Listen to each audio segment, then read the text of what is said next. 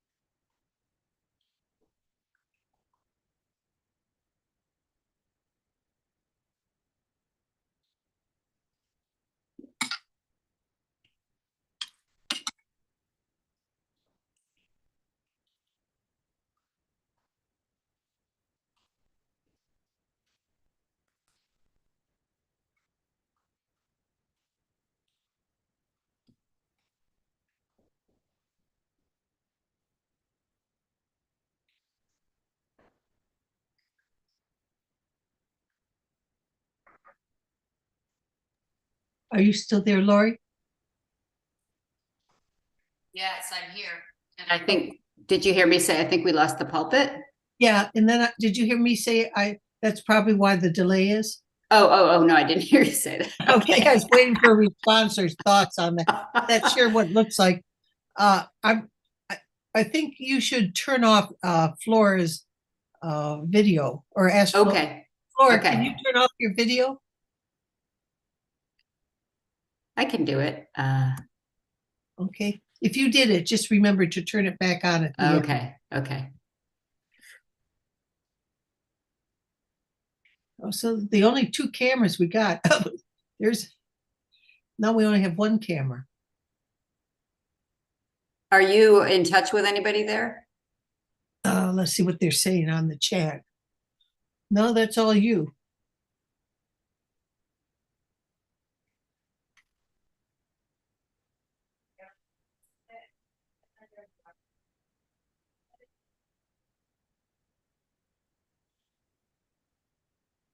I'm going to stop the share and let's put that picture of the Great Hall up.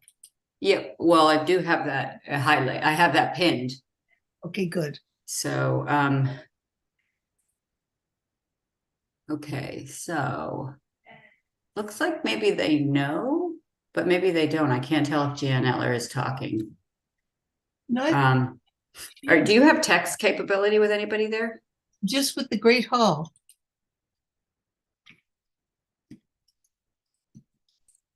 I meant text on your phone. You don't have Um, Ed or anybody. here, I can get Ed.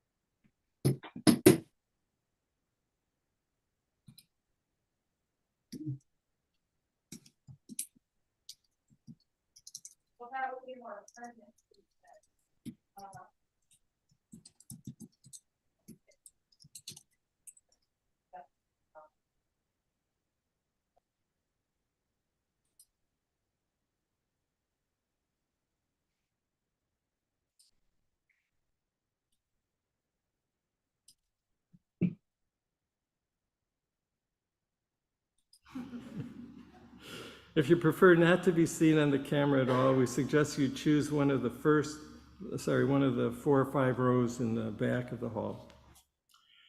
We're here to celebrate, to reflect, and support one another. It's good to be here together. After the service, we will have veggie burger tasting downstairs, so you won't want to miss that. Several different kinds of veggie burgers. I'm sure you'll like many of them. And then also after the service, everyone's invited to the parlor right behind me at 11:30 for Translating Gender, a community workshop to deepen our practices of welcome and inclusion for transgender, non-binary, and gender-expansive people. We will have snacks and drinks. And now we will begin our service.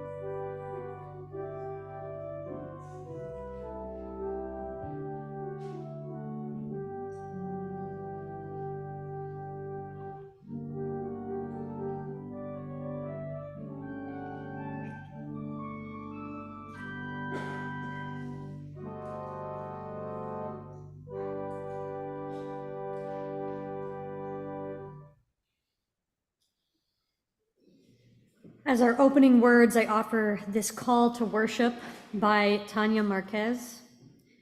It is now when we are called as witnesses of the world to mend it, to change its course, to restore it.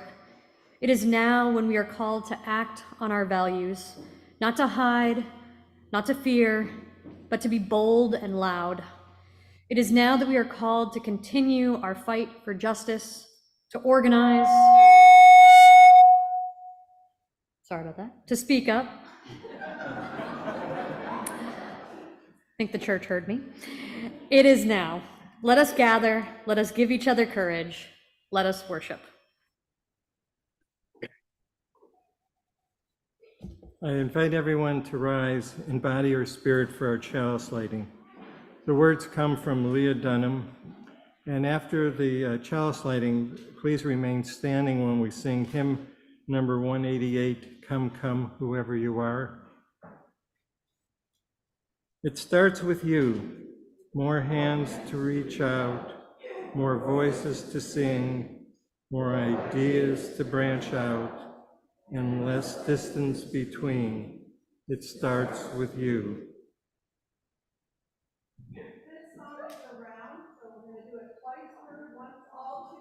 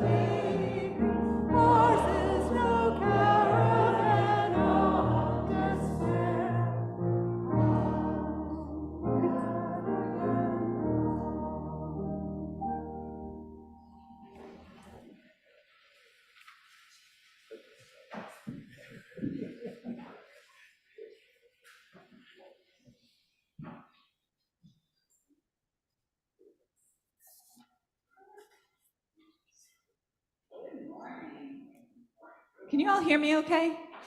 Okay. If you would like to come see the actual picture book this morning, I invite you all to come on up to the front row or come sit on the floor. It will also be projected up on the screen. And our story this morning is called Calvin by J.D. and Vanessa Ford. And it's written by parents who live in Boston. They wrote it for their transgender daughter, but also for transgender kids everywhere. And it's sort of a best case scenario for a kid who's sharing their true identity. Calvin. And my helper here is Jasmine. Thank you so much, Jasmine.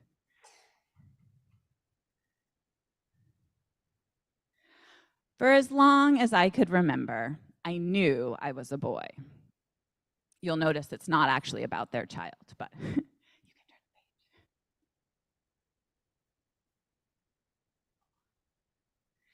I draw myself with short hair and a shirt like Papa's. I dream about swim trunks like my dad and brother wore. I didn't tell my family until the night before our summer trip to Gigi and Papa's. I was scared they wouldn't believe me, but I knew it was time to be me. Hold on. Whenever I have to do something scary, my dad always says, take deep breaths and count down from 5. And I invite you all to join our character in doing that. So breathe in and breathe out and count 5, 4, 3, 2, 1. I'm not a girl, I told my family. I'm a boy in my heart and in my brain. We love you if you are a girl, boy, neither, or both. We love you whoever you are, my dad said. Later, Dad told me the word for how I felt was transgender. Being transgender means other people think you are one gender, but inside you know you are a different one. I wondered how Gigi and Papa would react. As we got closer, I squeezed my stuffed lion to my chest. I had already told my family who I was. Now I needed to tell them my name. The same name as your favorite stuffed lion, Dad said. It's why I named him that. It's always been my real name.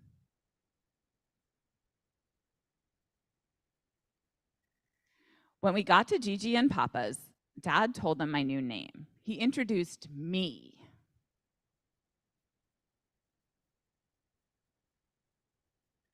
Our summer trip turned out to be the best ever. At the comic convention, Papa bought me my favorite costume, and my favorite superhero signed my poster using my real name. At Waterworld, Gigi bought me and my brother matching swim trunks. Even the water slides felt better in them. In line for popcorn, I made a new friend. I felt proud to tell him my name. We spent the whole day together. On the last day of vacation, at the big outlet stores near Gigi and Papa's, I picked out new clothes. That night, I gave my family a fashion show. You look so handsome, Gigi told me. School was starting soon, and I knew there was only one more thing I needed to feel like me. When I looked in the mirror, I finally saw me. You can see that he cut his hair. Dad said there were other transgender people in the world, but I didn't know any kids like me at my school. And school started next week. Being the only one felt scary. How would everyone treat me? What if my friends wouldn't call me he? What if? The first day of school, I dragged my feet to the door. Breathe in, breathe out. 5, 4, 3, 2, 1.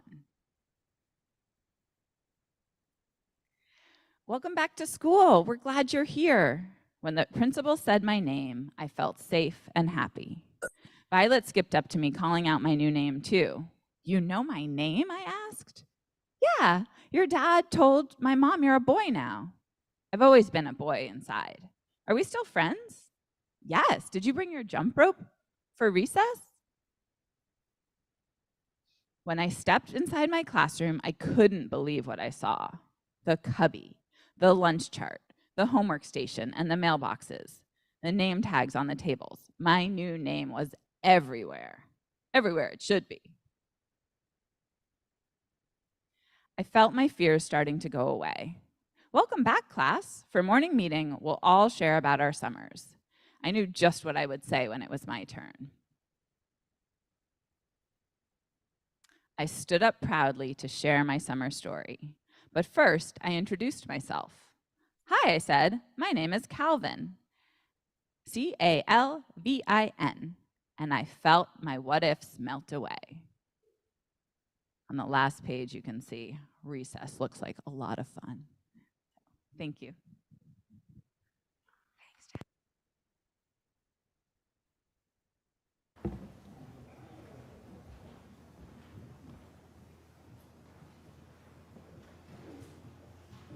Thanks for the story, Jessica. So now it's time to greet one another. If you want to wave to the cameras in the back to see the people, say hi to people online, but you can greet one another now.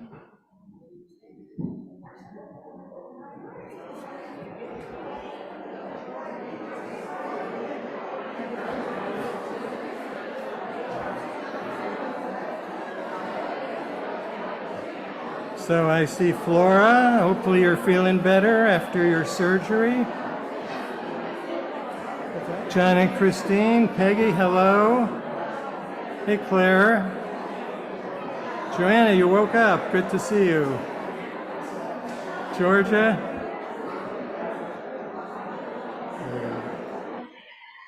Hi, Sally. Mary Beth. Kathy. Whoa, Mr. King back living in the hill towns. Barbara and Peter, Alice, hello everybody.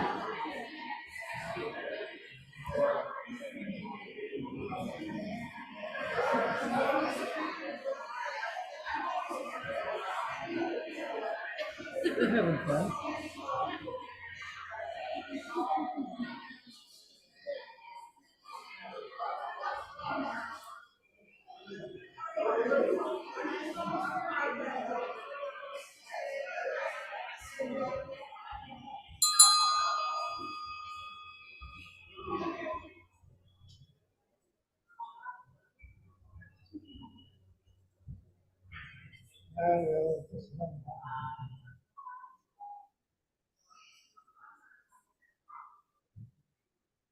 Well, no one said hello to me, but I'll just.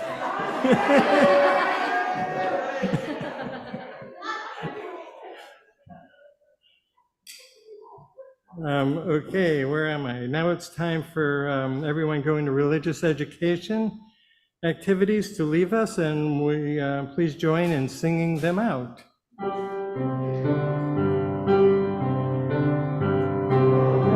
Please go now.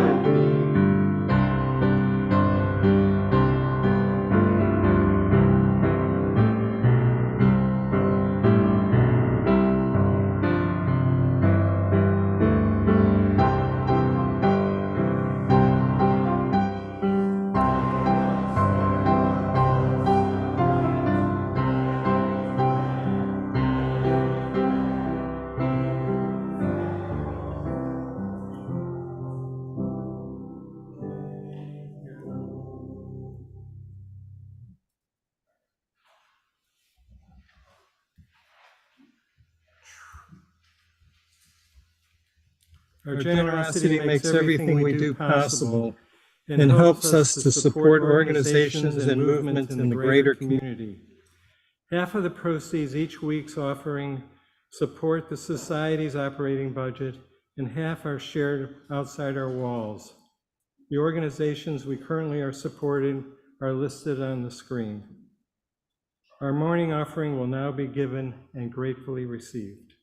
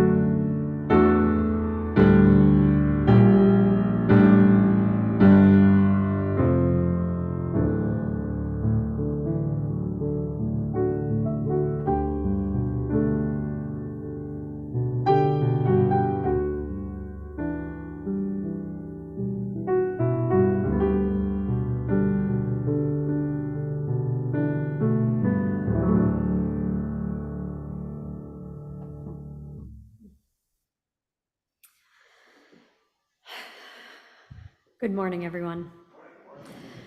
Today's reading is called Troublemaker Blessing, and it's adapted from Laurie Stevens and Cody Hooks. We are the holy troublemakers, the mystics and the misfits, the doubters and the devil worshippers, the Afrofuturists and magical realists, the so-called heretics, heathens, and hedonists. Hell, even the kinks and trekkies fit under this sparkly umbrella. No category can contain us. We're basically everything else. We are the pesky shadow sewn to the feet of all great traditions, teachings, and institutions. We embody the eternal unknown, the stubborn mysteries, and the uncontrollable forces of nature. We are human prisms breaking plain white light into a riot of color. The monsters under the bed who remind you that there's as much to be learned from the sacred darkness as there is in the light. We are the mischievous seekers who demand to know why, how come, and what's the point. Our only doctrine is that no truth is the whole truth. No way is the one right way. We celebrate the queers, the forbidden lovers, the shapeshifters, the box breakers. Thank you for creating the unimaginable just by being your outrageous selves. We celebrate the pagans, the witches, folk healers, midwives, and death doulas, those whose allegiance is first and foremost to this dirty, bloody, beautiful planet Earth. Thank you for keeping humanity's feet on the ground and our eyes on the stars. We celebrate the atheists, agnostics, and non-believers. Thank you for laughing at the powerful and for doubting absolutely everything with such gleeful fierceness. We invite all to plant the ancient seeds of questions. May they bloom into fabulous futures. Bless the world with your unique imperfections, your change, your holy failure, your sacred resurrections. May you wake every morning with stardust in your eyes. O little universe, may you love forever. And now in the spirit of meditation, we will be silent for a moment.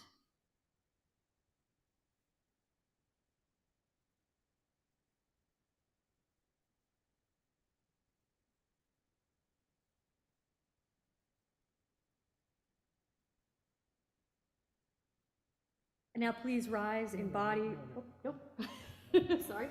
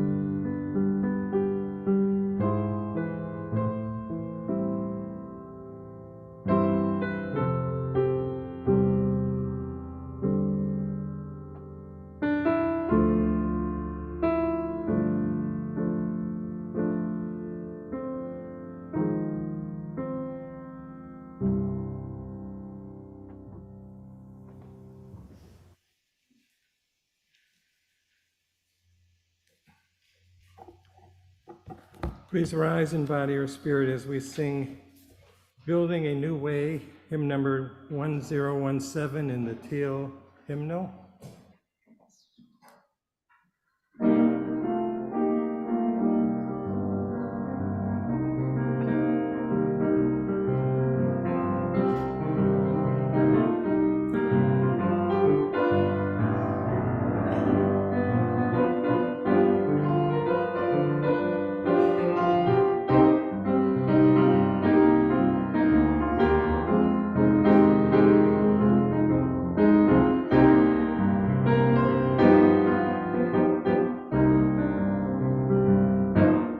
We are building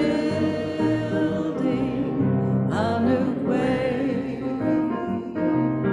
We are building a new way. We are building a new way, feeling stronger every day. We are building a new way. We are working to be free. We are working to be free. We are working to be free. Hate and greed and jealousy.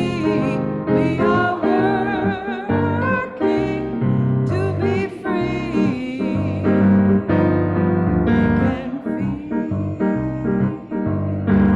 our every need. We can feel our every need. We can feel our every need. Start with love, that is the seed. We can feel every need. Peace and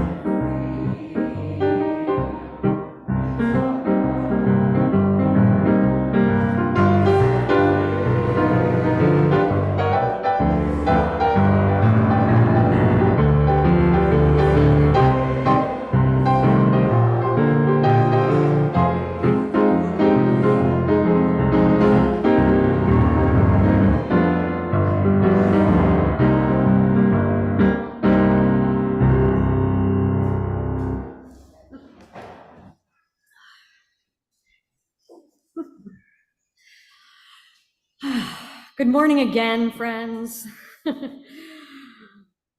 I'm so happy to be here with you all this Sunday.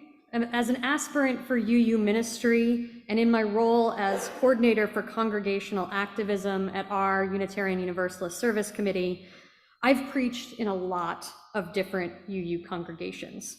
And let me tell you, each congregation does things a little bit differently, which makes sense.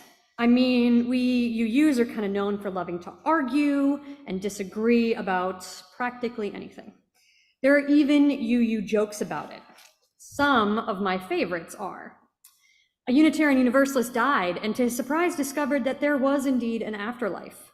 The angel in charge of these things told him, because you are an unbeliever and a doubter and a skeptic, you will be sent to hell for all eternity, which in your case consists of a place where no one will disagree with you ever again. The second one: visitors on a tour of heaven noticed a group of Unitarian Universalists who were arguing about whether or not they were really there. And last one, a visitor to a Unitarian Universalist church sat through the sermon with growing incredulity at the heretical ideas being spouted. After the sermon, a UU asked the visitor, "So how did you like it?" "I can't believe half the things the minister said," sputtered the visitor in outrage. "Oh good, then you'll fit right in." Honestly, I love pretty much all UU jokes, but especially those ones about how much we love to argue and disagree. We have our principles and an infinite number of ways to interpret them. We agree on a lot, but love to get into the nitty-gritty about what we aren't so sure of. And I think we can all agree that as a faith, we actually love being unsure. We lean into it, and that's a beautiful thing. We understand that we're a learning and not a learned faith, and that healthy disagreement produces growth and keeps us from being dogmatic about things that we, and in fact, no one, can know for sure. However, there's one thing that solidly connects all UUs. As I said, I've been to UU congregations across the country, and none of them worship in the exact same way. But in every single congregation, there is a chalice, and that chalice is lit to begin worship. Now you might be thinking, I thought this worship was going to be about how our faith calls us to support our trans beloveds in these times of fascist threats against their humanity. The chalice and UU jokes don't have anything to do with that. So first, to come full circle, I disagree. And second, I promise I will explain more, and maybe something that never happens in a UU service will happen today. You all will end up agreeing with me.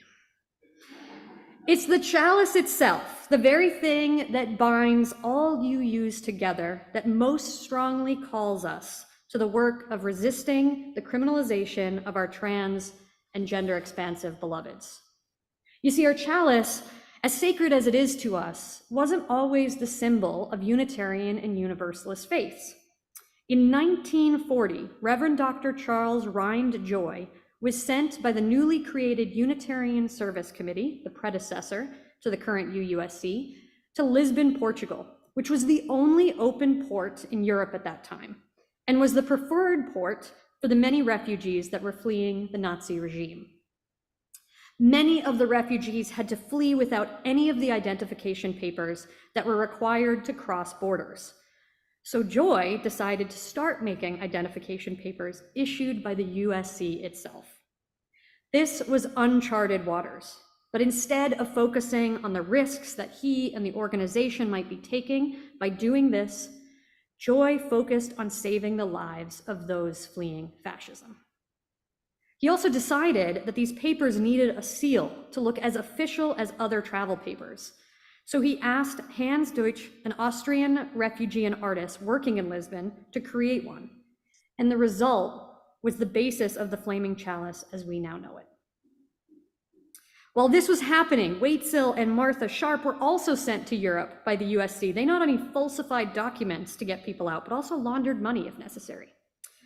So you see, the thing that binds us all as Unitarian Universalists together, the chalice, was founded on our commitment to human rights and to fighting fascism. Yes. Since the founding of the Unitarian Universalist Service Committee, we have been committed to supporting the work of liberation, even when, and maybe especially when, it involves making holy trouble for the powers that would deny anyone's full humanity. Okay, let's take a quick breath, because this is where we get into the especially heavy stuff.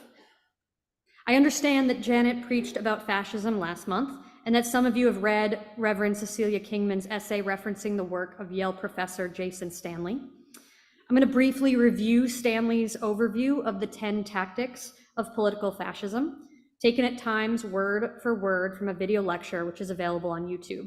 I recommend watching it even more than once if you're able. And during this time, I want to invite you all to do whatever you need to do to care for yourselves and stay grounded as we proceed. If you need to stand up and stretch, walk to the back of the sanctuary, look at your phones, yes, even that. Please listen to your body's needs and follow them. I promise I won't be insulted. Talking about the present nature of fascism in our country can be incredibly triggering to anyone. To my trans and queer family in this room, this invitation especially goes out to you. I love you. So Stanley opens by explaining that these 10 tactics are bundled and they can't be isolated from one another. The first tactic is a mythic past. In politics, this is presented in the idea that we were once a great nation, but now that's been taken away, not lost by our own actions, but taken away by some group destined as other. Because the truth is messy and complex and the mythical story is always clear and compelling, it's hard to undercut that story with facts. The second tactic is propaganda. Propaganda is everywhere, of course. Fascist propaganda, however, makes a distinction between friends and enemies. It casts the other as a threat. Tactic number 3 is anti-intellectualism. In a fascist system, the leader sets the rules about what is true or false. Institutions that teach multiple perspectives are a threat, as are intellectuals and science. This brings us directly to tactic 4, the creation of a form of unreality.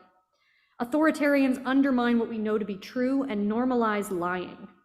Stanley says if you're going to rip the heart out of democracy, you get people used to lies.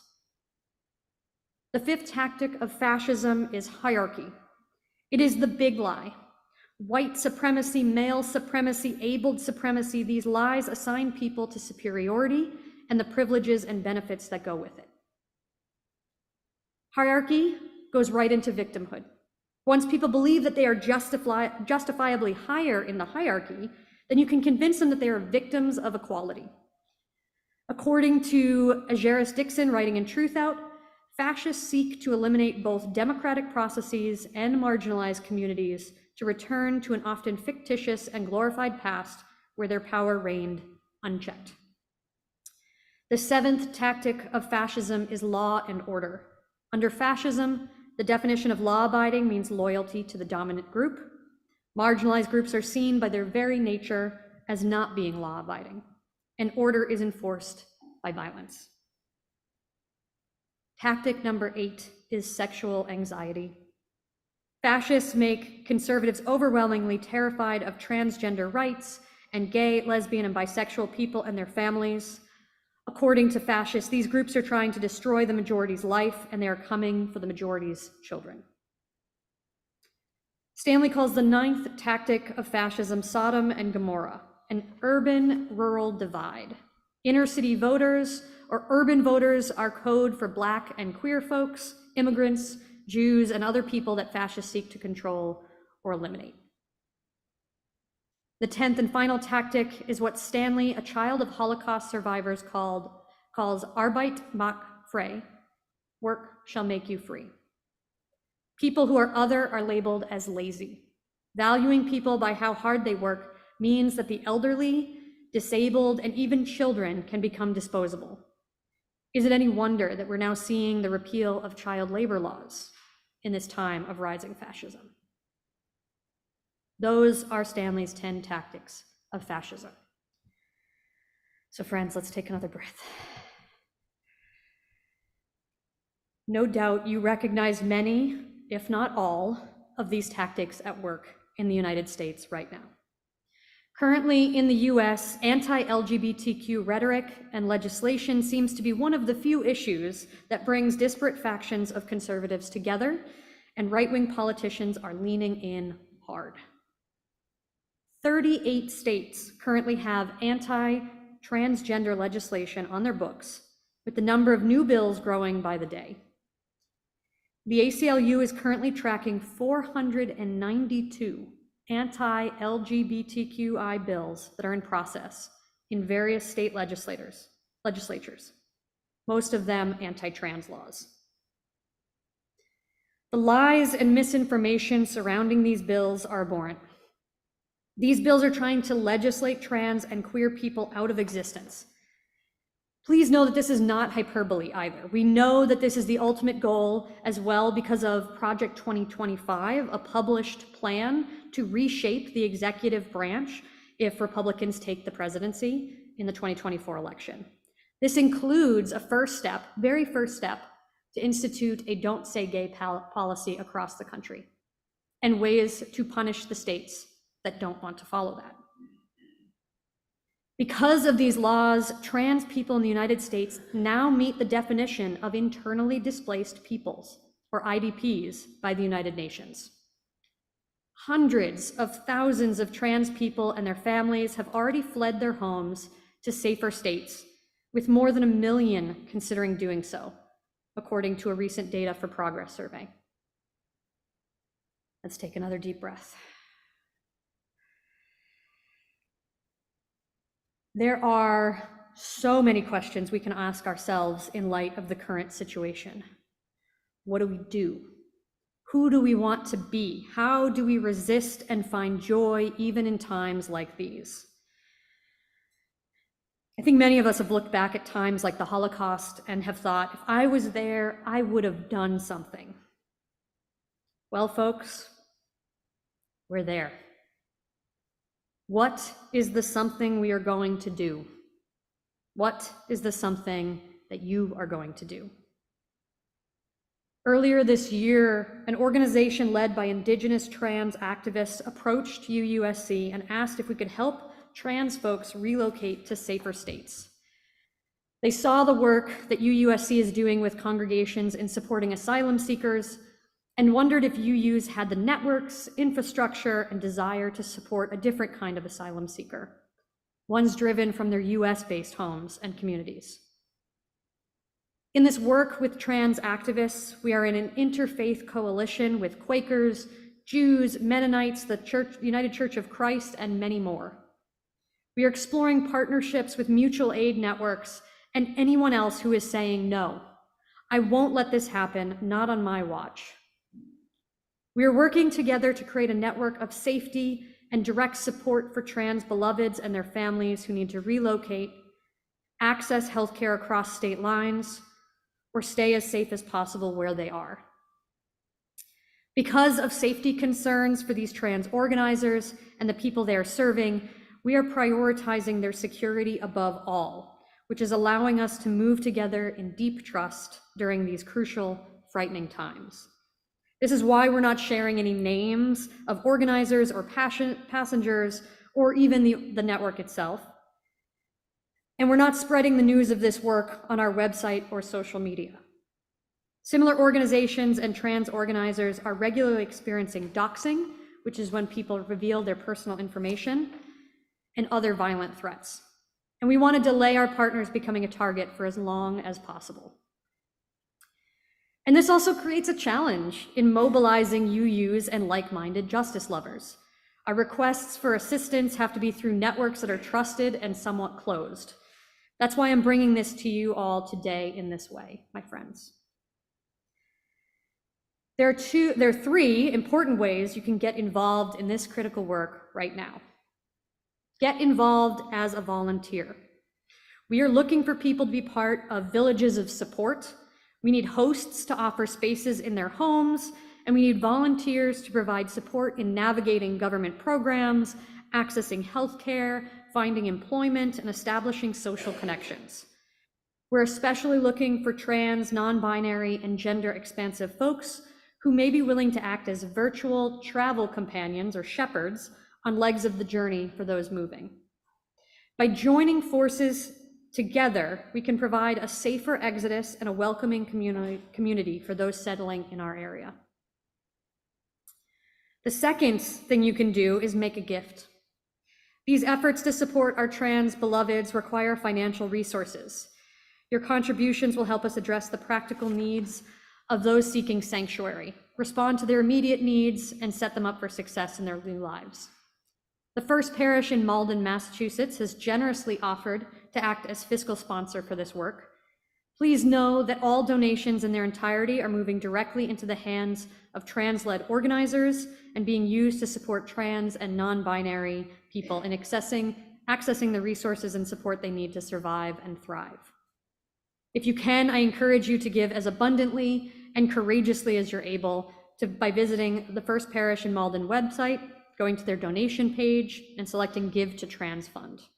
If you don't remember that, I will still be here after and can direct you.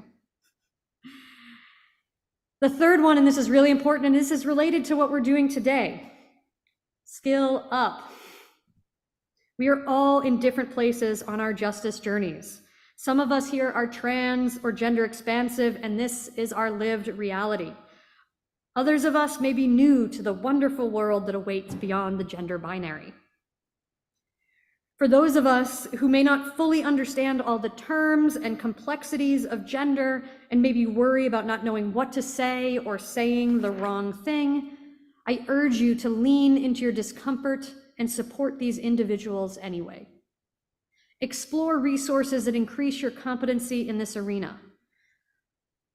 Participate in the workshop after our service today. Reach out to me if you need more ideas. Pretty much nothing would make me happier. Join me in coffee hour and apparently the veggie burger tasting to chat more about this and how to get on my radar for volunteering. And keep your eyes open for opportunities for being in solidarity with our trans and gender expansive beloveds. Friends, the forces of fascism in our nation and in others around the world are only going to grow more brazen in their quest for power. It is up to us to pay attention, disrupt the violence, and remain true to who we are as justice-loving people of faith. As the late John Lewis advised, do not get lost in a sea of despair. Do not become bitter or hostile. Be hopeful. Be optimistic. Never, ever be afraid to make some good noise and get in good trouble, necessary trouble. We will find a way to make a way out of no way. So I'm calling all you holy troublemakers to join us, to rise up and say, we will not fall in line. We will not let this happen. We will make so much holy, troublesome noise that we will drown out the sounds of hate and fear and fascism. Together, we can and will find a way out of no way. Now is the time. We are the ones we've been waiting for. Amen, Ashe, and let it be so. Now please rise in body or spirit for our closing hymn. Now let us sing number 368 in the gray hymnal.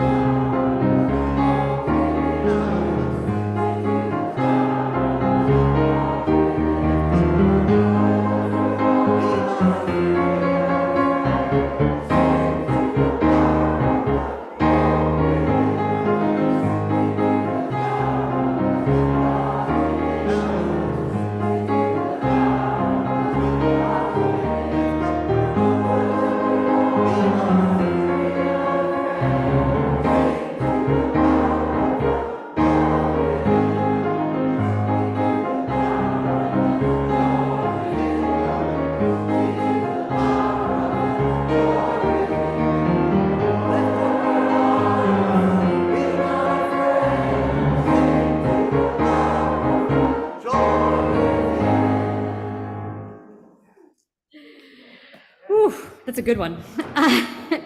And for our closing words, we'll use these words by Elena Westbrook. Go in hope, for the arc of the universe is long and we can bend it towards justice. Go in courage, for together we have the strength to confront injustice in our daily lives and the larger world. Go in love, because a holy and generous love is both the reason and the means by which we transform our lives. Thank you.